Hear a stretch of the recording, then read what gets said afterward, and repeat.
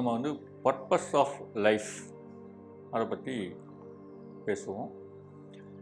ஒவ்வொரு மனிதனுக்கும் தான் பிறந்ததற்கான ஒரு காரணம், ஒரு அவசியம் இருக்குது. அதை வந்து ஒவ்வொரு மனிதனும் கட்டாயமாக கண்டுபிடிக்கணும்.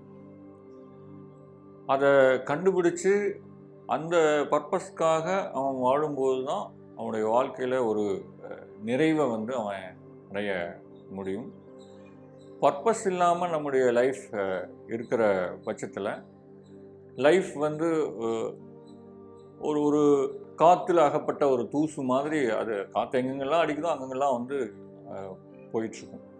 ஸோ நம்முடைய வாழ்க்கை அப்படிங்கிறது வந்து ஒரு பர்பஸோடு இருக்கணும். அந்த பர்பஸை, நம்முடைய பர்பஸ் என்ன அப்படிங்கிறத நம்ம வந்து கண்டுபிடிக்கிறது நம்முடைய ஒரு தலையாய வேலை.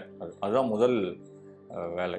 எனக்கு என்னுடைய இன்னேட் ஸ்ட்ரென்த் அப்படிங்கிறது வந்து மியூசிக்காக இருக்கும். ஆனால் நான் போய் ஒரு பேங்க்கில் வேலை பார்த்துட்ருப்பேன். இந்த பேங்க் வேலை அப்படிங்கிறது எனக்கு பல விதமான சௌகரியங்களை கொடுக்குது. காரு, வீடு, அந்த மாதிரி சௌகரியங்களை கொடுக்குது. ஆனால் என்னுடைய பேஷன் வந்து மியூசிக்காக இருக்குது. மியூசிக் தான் என்னுடைய க்ரியேட்டிவ் இன்டெலிஜென்ஸாக இருக்குது. அப்படிங்கிற பட்சத்தில் நான் மியூசிக்கை விட்டுட்டு அங்கே ஒரு பொருளாதாரத்துக்காக நான் வந்து அதையே பண்ணும்போது அங்கே பார்த்தீங்க அப்படின்னா ஒரு நிறைவான வாழ்க்கை வந்து இருக்காது. வாழ்க்கையினுடைய எண்டில் எதையோ நம்ம இழந்துட்ட ஒரு ஃபீலிங், ஒரு வெற்றிடம் நமக்குள்ளே இருந்துக்கிட்டே இருக்கும். அது வாழ்க்கை முழுவதும் அது தொடர்ந்து வரும்.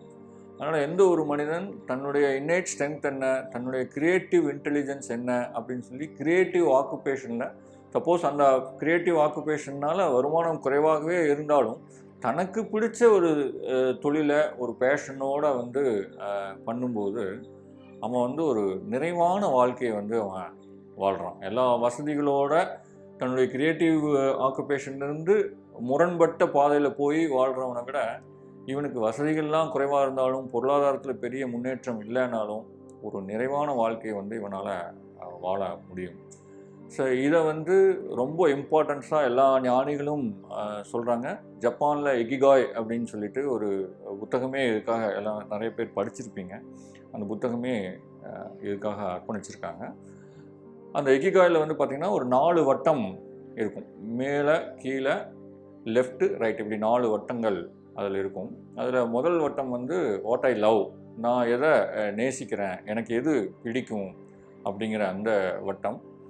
இந்த லெஃப்ட் சைடு இருக்கிற வட்டம் பார்த்தீங்க அப்படின்னா நான் எதை நேசிக்கிறேனோ அதில் நான் திறமையானவனாக இருக்கிறேனா, whether I am good at it அப்படிங்கிறது தான் இந்த லெஃப்டில் இருக்கிற வட்டம். ரைட்டில் இருக்கிற வட்டம் பார்த்தீங்க அப்படின்னா இந்த உலகத்துக்கு அந்த விஷயம் தேவையா, இந்த உலகம் அதை விரும்புகிறதா, அந்த விஷயம் இந்த உலகத்தினால டிமாண்ட் செய்யப்படுதா அப்படிங்கிற விஷயம்தான் அது. Whether the world wants it அப்படிங்கிறது தான் இந்த ரைட் சைடில் இருக்கிற வட்டம். கீழே இருக்கிற வட்டம் பார்த்தீங்கன்னா whether I am being paid for it, எனக்கு அந்த விஷயத்தை பண்ணுறதுனால எனக்கு போதுமான அளவுக்கு என்னுடைய வாழ்க்கையை நடத்திக்கிறதுக்கான பொருளாதாரம் வருதா அப்படிங்கிறது தான் அந்த 4வது வட்டம்.